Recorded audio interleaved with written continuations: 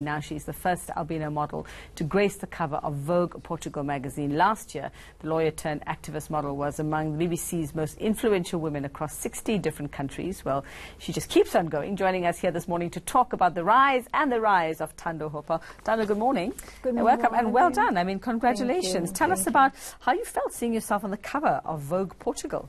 Well, I think it was a bit overwhelming, actually seeing it. I think I needed to see it to believe it. Yeah. And I think I was quite humbled by the experience because, you know, I mean, I think we had this discussion last time with respect to representation and having, you know, all of these people that you carry in this body, like, across the world. And I really just appreciated being that person.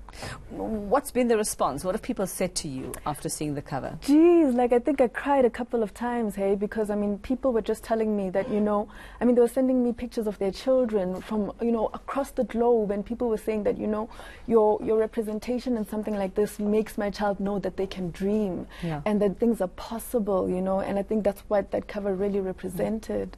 So what's the story that they've run on you on the inside? Have you managed to actually read inside the magazine yet, or are you stuck on the cover for now?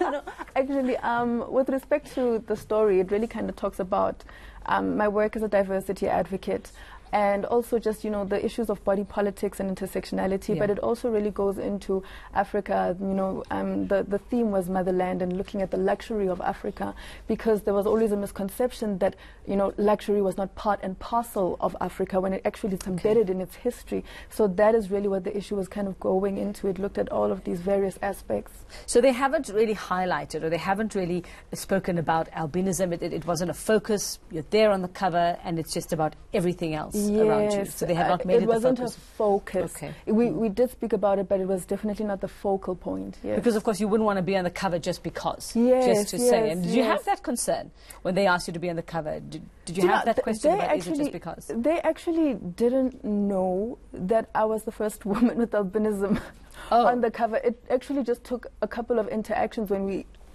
both parties realized that, hey, actually, prior to this, Condé Nast had never had a woman with albinism on the cover. When they did it, actually, they approached me as a diversity advocate. And yeah, it was serendipitous. Yeah? Yeah. Oh, fantastic. So, I mean, what next for you? Because you just seem to be doing, you know, every couple of weeks there's something that Thando Hopa is doing. What's happening after this? Actually, this weekend we're doing the Beauty Revolution Festival, and it's going to be the biggest of its kind in South Africa. And that is where we kind of revolutionize the way we, you know, see beauty, our beauty culture, the business of beauty. And I'm going to be hosting the panel. Oh, wonderful. Where's that happening? Tell us. Central Convention Center. Is it just one day? Is it a whole weekend? 2 days. It's the whole weekend. And who can come? Actually, I think the tickets are still being sold, so you can find the tickets online, and you can come and join us. Okay, great stuff, and we wish you all the luck with that. And can't wait to see this cover, the magazine cover. And I know it's not all about aesthetics, and I know it goes deeper, but it's always nice to be on the cover of a magazine. Always nice to be the beautiful Thando Hopa joining us, and she's on the cover of Vogue Portugal, the April issue. That's now.